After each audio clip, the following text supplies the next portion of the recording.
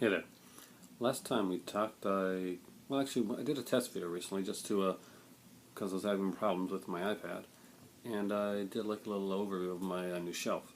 So a lot of people seem to like the Arrow video collection that I've got there. So let's take a look at my modest Arrow collection that I do have, North American after all. So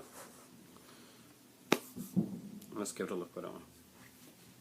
So I'm back, and I've taken all my arrows out of my case to basically show you and give a little overview on each one of them. I did an arrow video one before, but it's been a while, and since people seem to be wanting to see those. I'm a big Argento fan. I grew up in Newfoundland, and one of the theaters that I went to used to show a lot of Argento and Jackie Chan films, way before either one was really famous in America, at least, but they're big over here. Inferno is a great one. This one has look at the covers on this.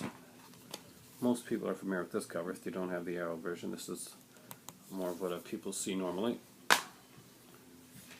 You open it up, and it is a 2-disc edition. It does come with lobby cards and the poster and a booklet and other covers. Probably one of the better sets that they did put out.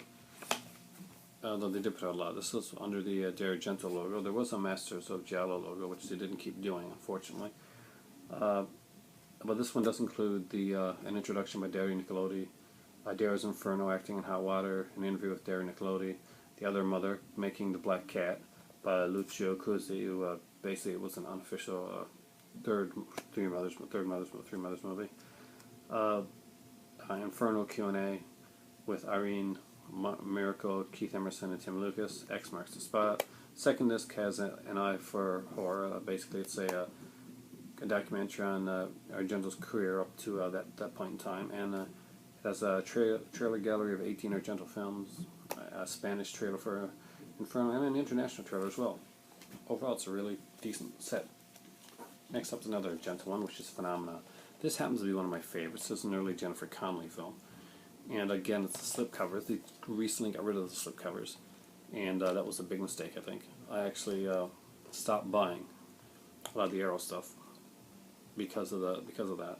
That and some of the later films that they took on were I found to be slightly questionable in its cult standing. That's the back there as well. This one doesn't have a lot with it. It's got actually, that's not true.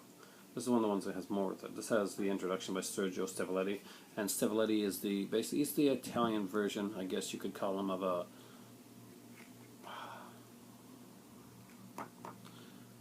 Italian special effects director, special effects artist, kind of like oh my god, I'm blanking it right now, but Tom Savini, that's what I mean to say.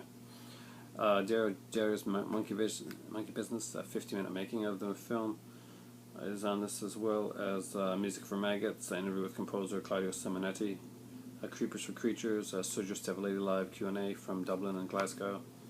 I don't think I've watched that yet. Some of the features I haven't got a chance to see.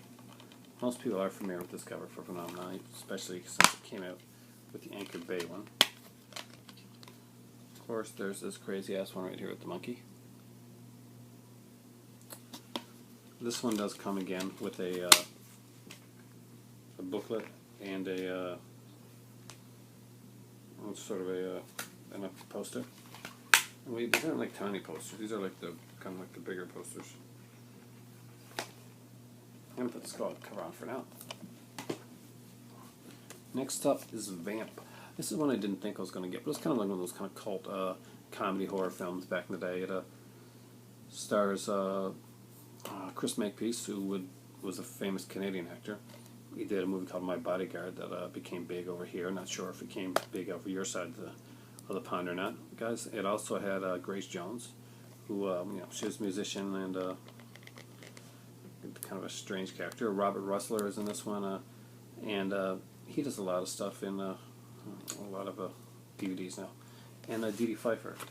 There's some really great covers. There's this one here.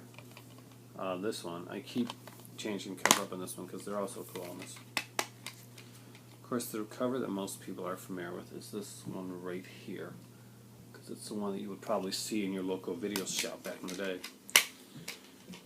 Of course, it has the obligatory poster and booklet, and I don't think all of them come with booklets nowadays. So, no, or posters actually. And there's the fourth cover right there, just so you can see it. Very cool, very animalistic, kind of a almost Dr. Moreau-ish. Really great little short film on here by the guy that made the film. I keep switching these up a bit, so let's try and put it in, guys. This one for a while. Kind of different, huh? There is a cool short film called Dracula Bites the Big Apple. Back to the 80s, producing Can't Be Called Classics, Book of Scares. Richard Wenk talks about his collection of vamp memorabilia. There's Easter eggs in this, behind the scenes, blooper reels, Vampire Strip Bare, an interview with Richard Wenk, an introduction by Robert Russler. Vamp It Up, Dee Dee Pfeiffer remembers the After Dark Club. Some pretty cool stuff. Now I'm going to look into my non-Blu-ray ones, which are my DVDs that I got from the company, and see this one. If you look really closely, you'll see I mistakenly put this on the floor when a cat scratched it. It's the Steinwell syndrome. I like this one. This gets a lot of crap sometimes. This one doesn't have a lot of features. It's got the trailer, basically a trailer gallery and a complete booklet, and if you've seen a few of these have that trailer gallery on it. This one too has a different cover. I'm not going to get into it right now,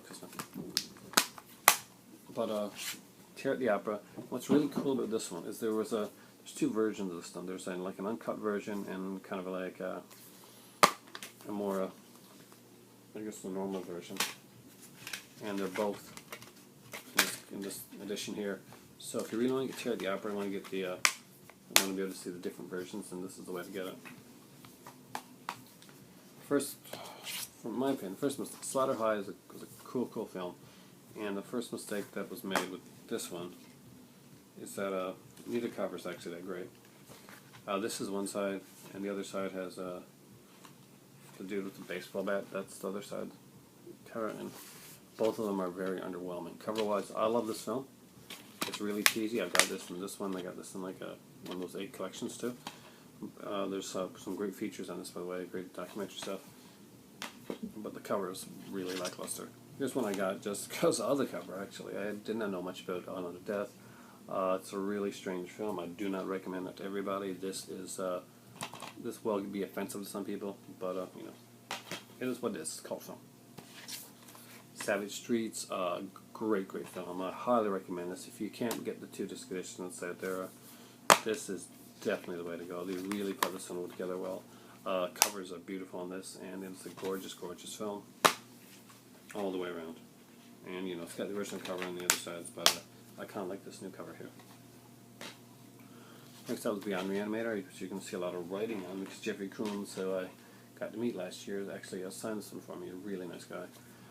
This has a retrospective. I got this one, ironically, it wasn't one of my favorite movies, but I got it basically because, well, I'm a H.P. Lovecraft fan, and I love the Reanimator films, and this one here had a retrospective on the entire Reanimator franchise, and a really good long, like 60-minute retrospective. Awesome. Next up is The Card Player, which is one of my least favorite Argento movies of all time, but guys, look at that beautiful freaking cover. That is the reason to have it long. Pieces was an incredible film. I love it. Just really fun, really cheesy. Something everybody should have. Tenebrae was one of the few DVDs that actually came with one of these white slipcovers. Really like that. Tenebrae was really well put together. The Unseen World Tenebrae is a really great, kind of like interview with Argento type of thing. There's like some really great stuff in here. Highly recommend it. Next up is Sleepless, which is, as you can see, massive giallo. I actually had that in there, and I wish you would have kept that up. One of the last good Argentos. And the first Ardeno. There's problems with these things with the aspect ratio. But Bird Crystal Plumage is one that I really, really enjoy. This is actually Aerodrome. There is an Aero version of this. I didn't go for the Arrow version because there were issues with this one here. And last but not least is the other Aerodrome version of Gates of Hell Trilogy. I want to pick up the Blu-rays down the road, but I wanted to basically, this is when I first started buying Arrow. I wanted to see what their stuff was like. I wanted to get Arrow and I wanted to get Aerodrome too, and I'm really glad I got this collection because I have multiple collections of multiple versions of certain Fulci films, like House of The Cemetery, and I'm thinking House of the Cemetery and City of the Living Dead. Thanks a lot. That's my Arrow collection. I'm going to get into some more stuff in hopefully in a few minutes, but hope you enjoyed that video because right now I haven't had any caffeine all day and it's time for tea.